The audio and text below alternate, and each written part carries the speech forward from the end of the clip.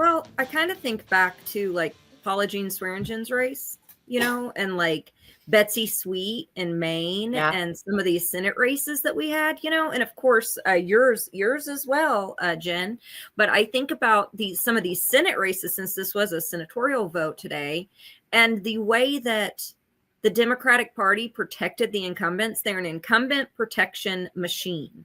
So they protected these people like a Susan Collins or a Joe Manchin. They literally endorsed Joe Manchin over Paula Jean Swearingen. They did everything they possibly could to thwart Paula Jean Swearingen's campaign in 2020 or in 2018, and then in 2020 they endorsed the DNC, actively supported Shelley Moore Capito, who's a Republican, over her. So I think about the way that they have these rotating villains like Kirsten Sinema and Joe Manchin. And I think these 8 that voted on this are just the next line of the quote unquote rotating villains. So the rest of the Democrats can look like they took some stand against this. But when in all actuality, I wanted them to fight the Republicans. I did. But at the same time, I knew it was kabuki theater. I knew it was fake. And I also was frustrated that what they were fighting for is breadcrumbs. I mean, insurance subsidies for the insurance companies from Obama's privatization of what little public healthcare system that we had. That's what it was. It was a privatization of what little healthcare system that we had. And it was just handouts to the insurance companies. And then they're like, we got to save the handouts, guys. We got to save the subsidies for the insurance companies, or your prices are going to go up. Instead of maybe price setting for the insurance companies, maybe an actual public option, or what I really want, universal health care or Medicare for all. It's just bullshit at the end of the day.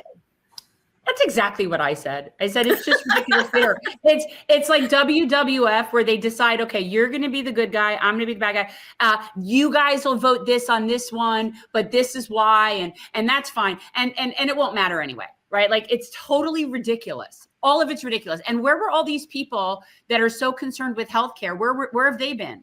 Because I don't recall them saying anything when Biden was sitting there. So I'm just, I don't recall these people being so vigilant about our healthcare. There wasn't a single senator, not one, nobody. Maybe Bernie, if you really want to dig into where he truly stands politically, but not a single person came out and said that the solution is single-payer healthcare. Now, we all know Ro Khanna is running for president, and he's already trying to capture that Bernie AOC lane. So naturally, he is saying Medicare for all. But the fact of the matter is, it's not a consensus at all within this political party, and it never will be. So when you're getting all antsy-pantsy about, the SNAP benefits and the Obama, you're trying to save the ACA? No, there is nothing to save. It's not a question of whether Ro Khanna can win. I'm just saying he's going to run. It's obvious he's going to run because he's not running for governor. He's going to run. He's not running all over the country not to run. So he's doing something. And odds are he's going to run for president. He's been building up to this for a while. I've got a little story about Roe. Sure. In 2017, brand new Congress and Justice Democrats, when I was press director there, we backed John Conyers and Ro Khanna's Medicare for All bill, right? And at that point, it wasn't a household name. A lot of people didn't know what it was. And the day that we had our press conference was the day that John McCain gave like the thumbs up. You guys remember that vote? And we had a thumbs down. That's right. We had a press conference with Ro Khanna and John Conyers, and hardly anyone showed up for the press conference. I think the only person that did was Dave Weigel to roll out this bill. And we decided to go protest. So protest for Medicare for all. So we had people, the disabled folks were there protesting for Medicare for all. Others, we were getting booed by the MoveOn.org people. They were yelling and screaming at us for being there at the in front of the Capitol building. They were like, how dare you hold up? We're trying to save the ACA, and here you're being these extremist communist radicals. And I remember there was literally dudes that were throwing spitballs at me, like spitting spitballs at me. They were throwing up wadded paper and throwing it at us. It was one of the craziest experiences that I ever had. They were so angry with people saying, this isn't enough. We need Medicare for all. And when other time better than that to push for it the day that the bill was rolled out.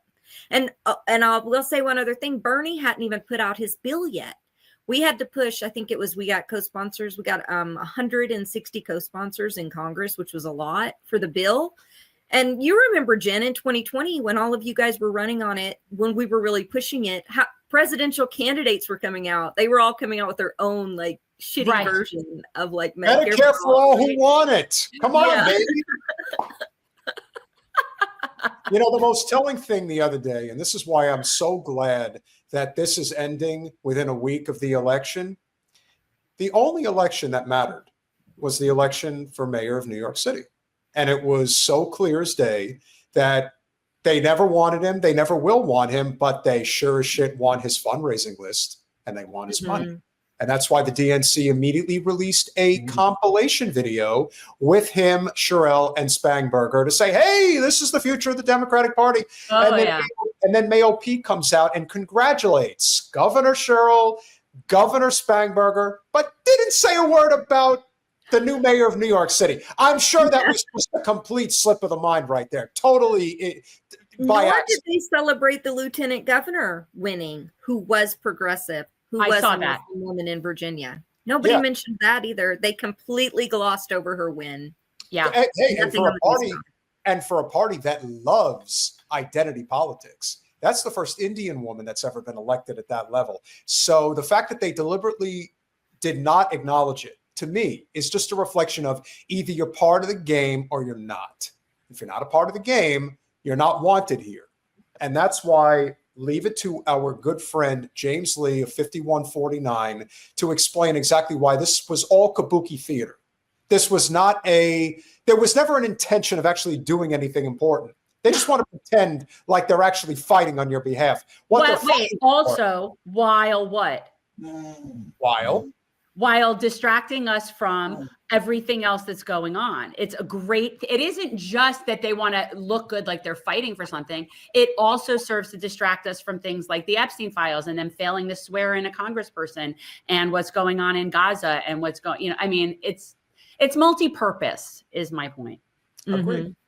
The whole government shutdown thing was always just a big ploy. Let me explain. So first, the news just broke that the longest ever government shutdown is finally coming to an end. They're saying that the broad framework for this agreement was negotiated by Senator Angus King, Jean Shaheen, and Maggie Hassan, as well as GOP senators, has now, quote, more than enough members of the Senate Democratic Caucus to advance, according to two people granted anonymity to disclose the terms. So then I went to research what was so different about this new bill, and the answer is absolutely nothing. They say that this deal is a pragmatic off-ramp from the initial stalemate, a quote-unquote cleaner CR with some wins for both sides, but it largely kicks the core fights, ACA subsidies, Medicaid cuts down the road without resolution. So why the vote? All right, so I have to stop this here because I'm still tired of having to explain to people that you're living in an austerity nightmare because they choose to make it an austerity nightmare. And anybody out there who says we're $37 trillion in debt, here's what I say to that. Let's just assume that that's the correct answer. A single payer healthcare system would save a minimum of $500 billion a year in healthcare costs, which is probably the biggest expense that we have on the books, aside from the military.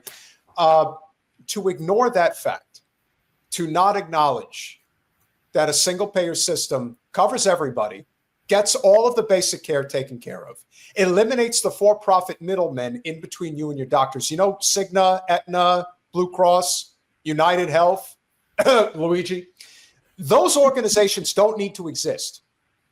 They're literally leeches on society. They offer no value. In fact, they take value away. Yeah. Because the whole purpose of for-profit health is to get as many people sick or dead as possible to make money. That's it. In fact, the goal is to keep you as sick as long as possible. And if you die, then they can't make money. So the goal, of course, is, like I said, a sick system, which is what we have. But if we were to have a nonprofit system in which the only people who would make money from it are the people providing actual care, like doctors and nurses, you know, those people, then we would have a system that makes sense. So when I hear them fighting over the crumbs of the ACA, I'm thinking, you know what? I feel terrible for people that live in abject poverty, but I have no sympathy whatsoever for these people that run in circles supporting the Democratic Party. Like, right. I don't at all. Yeah. Yeah. And, you know, one thing that I will say that I worry about with this kabuki theater and with Zoran Mamdani's win is that you will see the party inauthentically pushing to the left. Some people will. Just like I said, those bullshit Medicare for all bills, I'm already starting to see it happen almost immediately. And it feels good at the moment because you do want the party to move left. But I won't say I'm cynical, but I do not believe in reformation anymore at this point. I don't believe that the party can be reformed. I think we have to move beyond that. And I feel like we're going to see a lot of kind of faux populist pop up. You got to really look at their record and stuff when they start coming out. And I think that it's going to be this kind of bullshit breadcrumb policy like James and you were just describing that are like Band-Aid fixes. They're not going to go far enough. But they're going to slap like I don't know. They're going to slap a veneer on it of like left populism. Yeah. Well, they think this is going to somehow make them victorious in the midterms. Yeah. Good luck with that. There is no question that the thought process of the corporate Democrats is simple. No matter how many people have to suffer, let us make Trump look as bad as possible. And then by default, because we're so unappealing to anybody, that we'll simply win by accident. By default, yeah. Yeah, that's it. We'll continue.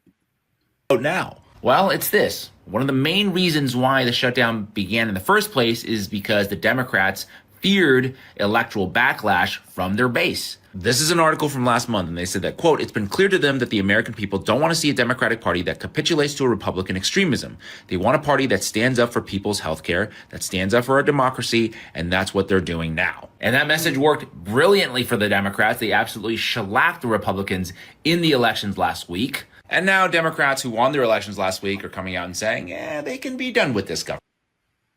So the big winner of them all, of course, because for those that don't know, Governor Sherrill of New Jersey already has a major scandal brewing on her shoulders. So who knows what the hell's going to happen there? But then again, it's Jersey politics, so nothing surprises me when it comes to my home state. I always have to digress on that point. But Spangberger is a darling of the Democratic Party, a darling, a person that without question is going to ultimately run for president someday. And so what's the first thing she does when she's interviewed on MSDNC?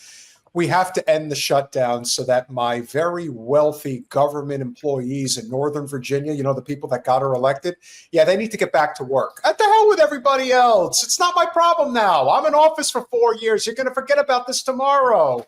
So why care? Is it just me, or is like Spanberger, Slotkin, and Amy McGrath all cut from like the same mold? It's like the Democratic Party keeps trying to make fetch happen with like these CIA fed candidates. Yeah. They keep doing it. And Tulsi as well. She was a little different, but still, I think she was cut from that mold initially. Yeah, but you know what Tulsi has that they don't have? Tulsi's a good politician. She is. That's true. Tulsi remembers me when we run into each other. I tell you, she's good. She's a good politician. These other women, they suck. She's at least got charisma, even though I you know, of course she's pro Zionist now. She's all about, you know, carpet bombing babies. But you got to recognize the game. That's the thing. Certain, you know, they're all in it for those reasons. She's a good politician. But Amy McGrath had to be one of the worst examples of a person who was also working on Trump's behalf behind the scenes. You know, people like to forget about that one as well. This is such a dirty business, and people are so, as Jen likes to say, in need of upper management. They're so tribalistic. They just can't, they're just not capable of thinking for themselves. And I feel bad for them. I really do. Like, you gotta, as much as it's cliche, because I hate the Andrew Tate reference, but you gotta get outside the matrix. Like, you gotta pull yourself out from that mindset, this trap that you are constantly in. You spent this entire time fretting constantly about, oh, they're going to cut our SNAP benefits and they're not going to let us have health care. What are we going to do? This person that you bent over backwards to get elected comfortably in the state of Virginia is telling you, you fell for it again. Yeah, you did. And unfortunately, I just don't see them changing. That's the sad part. Let's finish it. Government shutdown now. Yeah, that big fight over healthcare, yeah, that is not even in this new bill. So we had a 40-day government shutdown, air traffic a complete mess, massive bread lines across the country for absolutely no reason. Okay, it's all a freaking game to these scumbags, and the American people are always the one to suffer. Yep. I love James. He's so good. I love his work. He does some really good work. Yeah.